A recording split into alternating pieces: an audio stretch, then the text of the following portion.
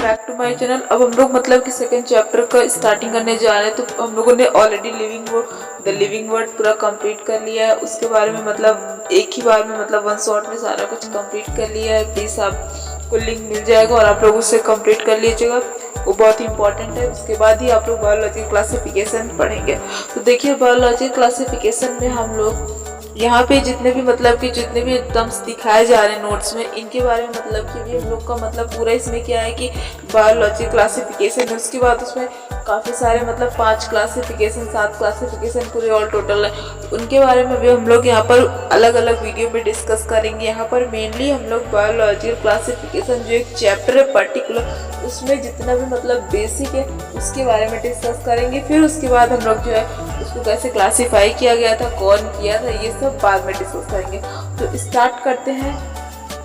तो पहला मतलब बायोलॉजी क्लासिफिकेशन की अगर हम लोग बात करें तो सबसे पहले हमें ये पता होना चाहिए कि बायोलॉजी क्लासिफिकेशन जो था इसमें था क्या। इसमें मतलब कि क्लासिफिकेशन हुआ था लिविंग ऑर्गेनिज्म का, फिर धीरे धीरे ये 5 तक पहुंच गया था। लेकिन देखिए इन सबको पढ़ने से पहले हमें बेसिक पता होनी चाहिए कि उसमें type of cell prokaryotic eukaryotic इसमें मेन डिफरेंस क्या होता है, कि बहुत ही बेसिक की कॉन्सेप्ट है क्योंकि यही सबसे इम्पोर्टेंट है इस चैप्टर में। तो हमें ये पता होना चाहिए, वरना हम लोग काफ़ी सारी चीज़ों को डिफाइन नहीं कर पाएंगे यूकैरियोट है या प्रोकैरियोट है। तो चलिए स्टार्ट करते हैं प्रोकैरियोटिक सेल से। प्रोकैरियोटिक सेल मतलब किसका होता है? प्रोकैरियोटिक सेल बैक्टीरिया का होता है।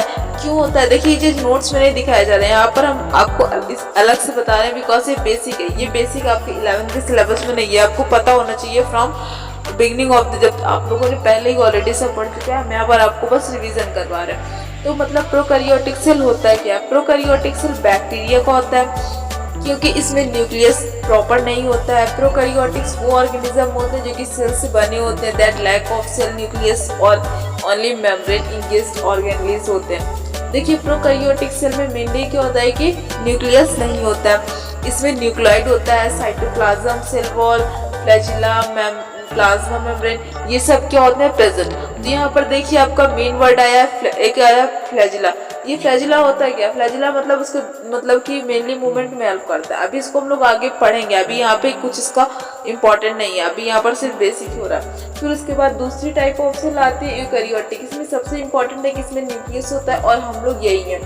यूकैरियोटिक और the organism made up of cells, जो कि सेल से बने होते हैं, that possess a membrane bound nucleus and hold genetic material as well as membrane bound organelles. तो देखिए यूकैरियोटिक सेल में क्या होता है? Cytoskeleton, plasma membrane, endoplasmic reticulum, also we can say ER, Golgi apparatus और वेसिकल न्यूक्लियस, ये सब होते हैं। और जो हम ह्यूमंस हैं हम क्या है? यूकैरियोटिक, हमारे अंदर यूकैरियोटिक टाइप ऑफ सेल है। देखिए इसमें हमको सबसे पहले मेन चीज़ क्या पता चलिए, प्रोकैरियोटिक यूकैरियोटिक में मेन डिफरेंस था कि जिसमें प्रॉपर न्यूक्लियस है उस सेल को यूकैरियोटिक सेल कहते हैं, जिसमें प्रॉपर न्यूक्लियस नहीं है उसे हम लोग प्रोकैरियोटिक सेल कहते हैं। प्रो का मतलब आप लोग को प्रो का मतलब ही समझ में आ रहा होगा, मतलब पुराना, प्रिमिटिव। बैक कौन है? बैक्टीरिया। बैक्टीरिया बहुत ही पुराना है। फिर देखिए यहाँ पर अब हम लोग चैप्टर की तरफ बढ़ते हुए स्टार्ट करते हैं biological classification according to the जो आपको नोट्स में दिया गया। तो देखिए इसमें क्या है? Diagram of two kingdom class, इसको क्लासीफाई कैसे किया था? साइंटिस्ट आए थे, उस साइंटिस्ट ने क्या था कि जितने भी लिविंग ऑर्गेनिज्म थे उन्होंने इकट्ठा किया, मतलब एक ग्रुप में रखा सारे लिविंग ऑर्गेनिज्म को। उन्होंने क्या किया? उन दोनों ऑर्गेनिज्म को 2 पार्ट में डिवाइड कर दिया, एक तरफ किंगडम प्लांटे, एक तरफ किंगडम एनिमलिया। उन्होंने लिविंग ऑर्गेनिज्म को दोनों लिविंग होते किंगडम प्लांटे को एक में रखा ग्रुप में, एक ग्रुप में 2 ग्रुप बनाया, एक तरफ प्लांटे एक तरफ एनिमलिया। और उन्होंने अलग क्यों रखा? कुछ उनको कैरेक्टर्स पता था कि हाँ इस कैरेक्टर से हम इसको अलग रख सकते हैं क्योंकि उनमें कैरेक्टर्स डिफरेंट है। देखिए किंगडम प्लांटे में क्या कैरेक्टर्स थे कि वो अपना फूड खुद बनाते थे by the process of the photosynthesis, वो ऑटोट्रॉफ थे और उनमें सेल वॉल थी और वो सेडेंटरी थे। लेकिन जो किंगडम एनिमलिया थे वो अपना फूड खुद नहीं बनाते हैं, वो हेटेरोट्रॉफिक होते हैं। हम लोग क्या हेटेरोट्रॉफिक, हम लोग प्लांट्स और एनिमल्स पर डिपेंड है। हम लोगों में सेल वॉल मतलब कि जो एनिमलिया थे उनमें क्या है? सेल वॉल नहीं है, लेकिन जो और मोटाइल थे। फिर उसके बाद मतलब यही मेन कैरेक्टर्स थे कि उन्होंने सारे लिविंग ऑर्गेनिज्म को 2 पार्ट में क्लासीफाई किया और उनके कुछ कैरेक्टर्स बताए कि हमने क्लासीफाई क्यों किया। तो यहाँ पर बेसिक यहाँ से शुरू होता है क्लासिफिकेशन, टू किंगडम क्लासिफिकेशन सबसे पहले हुआ, लेकिन ये भी फेल हो गया। फिर उसके बाद हमारा आया थर्ड किंगडम क्लासिफिकेशन। देखिए थर्ड किंगडम क्लासिफिकेशन को पढ़ने से पहले, इसके बारे में पढ़ने से पहले आपका सबसे इम्पोर्टेंट पॉइंट है कि हमें ये पता होना चाहिए कि अभी वर्ल्ड में मतलब स्पीसीज कितने हैं। मतलब कि हम लोग जो पढ़ने जा रहे हैं मतलब इन सब के बारे में तो हमें पता होना चाहिए कि अभी प्रेजेंट टाइम में वर्ल्ड में स्पीसीज कितने हैं। अराउंड 8.7 मिलियन स्पीसीज है, मीन्स 87 लाख लिविंग स्पीसीज है।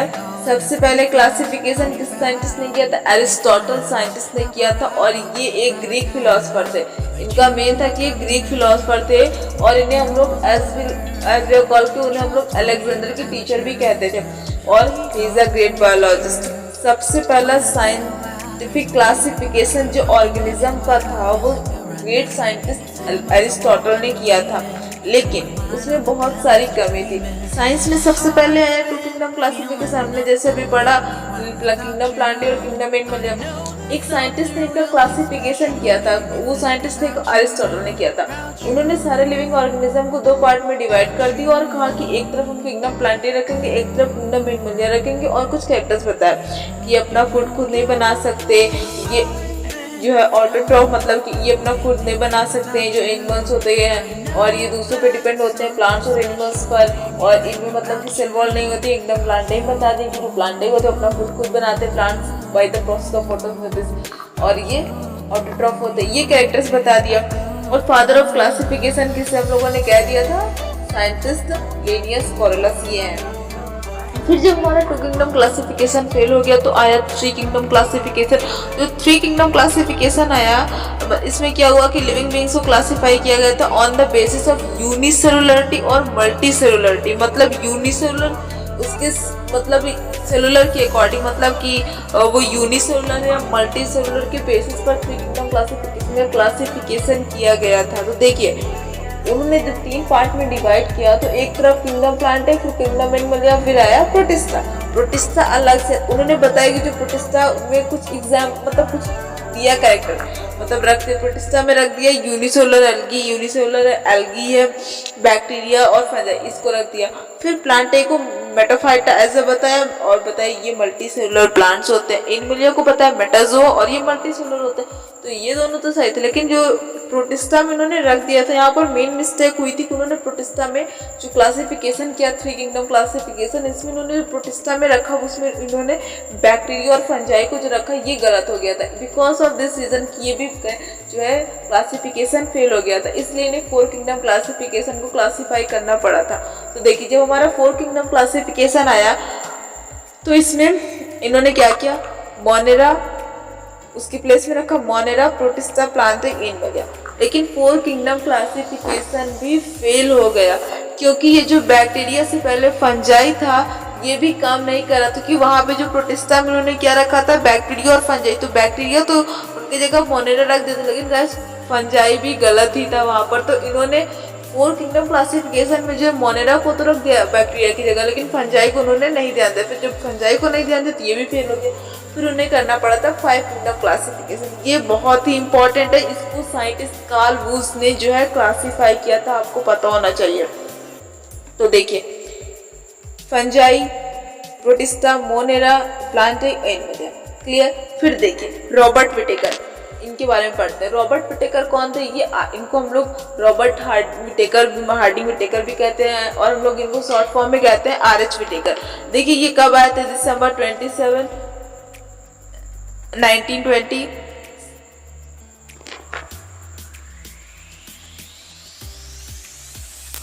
हाँ, तो मतलब कि क्या था कि इसमें रॉबर्ट विटेकर जो थे उनको हम लोग आर.एच. विटेकर कहते थे। ये अमेरिकन इकोलॉजिस्ट थे, और फिर ह्यूमंस भी एनिमल्स में ही आते हैं, हमें पता है। फिर देखिए हम लोग स्टार्ट करते हैं। देखिए इन्होंने जो five kingdom classification Carl Woese ने किया, तो इन्होंने मतलब क्या किया, इन्होंने बताया कि कुछ उनके कैरेक्टर्स भी बताया। एनिमलिया में ह्यूमंस भी आते हैं, ये मल्टी सेलुलर होते हैं। फंजाई में मशरूम आते हैं, ये भी मल्टी सेलुलर होते हैं। प्लांटे में पेड़ पौधे आते हैं, ये भी मल्टी सेलुलर होते हैं। मोनेरा में सारे के सारे बैक्टीरिया आते हैं जो कि यूनिसेलुलर होते हैं। प्रोटिस्टा में आता है अमीबा। प्रोटिस्टा में वो आते हैं जो ज्यादातर वाटर में रहते हैं। प्रोटिस्टा में कौन आते हैं? ज्यादातर वाटर में रहते हैं, aquatic. And protista is a unicellular organism. Protista क्या यूनिसेलुलर ऑर्गेनिज्म है। प्रोटिस्टा में अमीबा और पैरामीशियम आता है। हम लोगों ने अभी पढ़ा था यूनिसेलुलर मल्टी सेलुलर ऑर्गेनिज्म के बारे में, इसीलिए बेसिक सबसे इम्पोर्टेंट ये हमें हर क्वेश्चन पे हर टॉपिक पे मिलेगा। फिर देखिए किंगडम ऑफ प्रोटिस्टा में हमारे प्रोटोजोन्स और एल्गी आते हैं। एल्गी कौन है? एल्गी हमें सिंगल एल्गी मतलब नहीं दिखेगी, जिसको हम लोग हिंदी में काई कहते हैं, मतलब ये कॉलोनीज के फॉर्म में मिलेगा, ठीक है। फिर उसके बाद हम लोग को दिखेगा। फिर उसके बाद देखिए किंगडम ऑफ मोनेरा में सारे के सारे बैक्टीरिया आते हैं और किंगडम ऑफ फंजाई में सारे के सारे मशरूम, ईस्ट, मोल्ड्स आते हैं। फिर देखिए गाइस यहाँ पर जो किंगडम ऑफ प्लांट है इसमें क्या होता है कि जो किंगडम ऑफ प्लांट है, किंगडम ऑफ प्लांट में मतलब कि conifer tree, broad leaf tree, fern और मॉस आ गया। फिर किंगडम ऑफ एनिमल्स में मतलब कि इंसेक्ट, स्क्वाड, हॉर्स आते हैं। देखिए यहाँ पर मतलब कि माइकोप्लाज्मा, प्रोटिस्टा, ये मतलब आपको डायरेक्ट दे दिया गया है। अभी हम लोगों को इनके बारे में पता होना चाहिए कि हम लोग क्या पढ़ रहे हैं। देखिए इसमें जैसे कि इसमें क्या दिया गया, डायरेक्टली दिया गया। देखो मोल्ड्स वगैरह में भी पढ़ा है ना, प्रोटोजोन्स, इन सब को पढ़ने से पहले हमें ये कुछ इंपॉर्टेंट चीज़ें पता होनी चाहिए। देखिए फिर जो criteria of the living kingdom classification के कुछ क्राइटेरिया थे। क्राइटेरिया क्या था कि और complexity of the cell structure मतलब कितना कॉम्प्लेक्स है, unicellular on the basis of unicellular और मल्टी सेलुलर ऑर्गेनिज्म, इस पर डिपेंड है। मोड ऑफ न्यूट्रिशन क्या, खुद खाना बनाते हैं, दूसरों पर डिपेंड है, ऑटोट्रॉफ है, हेटेरोट्रॉफ है। रिप्रोडक्शन क्या है, सेक्सुअल है, बाइसेक्सुअल है, फिर बाइनरी फिजन है। फाइलोजेनेटिक रिलेशनशिप क्या है, इवोल्यूशन के अकॉर्डिंग कौन पहले आया था कौन बाद में आया था। तो गाइस ये हमारा रहा कुछ basic concept according to based on the biology classification. तो गाइस देखिए अभी इसमें मतलब कि जो 5 किंगडम क्लासिफिकेशन हुआ ना, Monera, protista, fungi, प्लांटाई, kingdom, Animalia, जब जो 5 हुए ना, इनके बारे में हम लोग क्या करेंगे अभी बाद में पढ़ेंगे। मतलब नेक्स्ट वीडियो में हम लोग पढ़ेंगे इन 5 के बारे में, बिकॉज ये बहुत ही ब्रॉड मतलब बहुत ही ज़्यादा लेंथी, इसके बारे में हम लोग बाद में पढ़ेंगे। तो गाइस प्लीज़ इस वीडियो को अगर आपको समझ में आया हो, मतलब कुछ बेसिक कॉन्सेप्ट सारा का सारा हम लोगों ने ऑलरेडी पढ़ लिया है कि कौन कौन सा क्लासिफिकेशन हुआ था, कैसे किसने किया था, तो हम लोगों ने जो पढ़ लिया इसके लिए अगर आपको समझ में आया तो प्लीज़ वीडियो को लाइक, चैनल को सब्सक्राइब और फ्रेंड के साथ शेयर करना मत भूलिएगा। So thanks for watching. We will meet on the next video with the based on the characteristics of the 5 kingdom classification. So thanks for watching.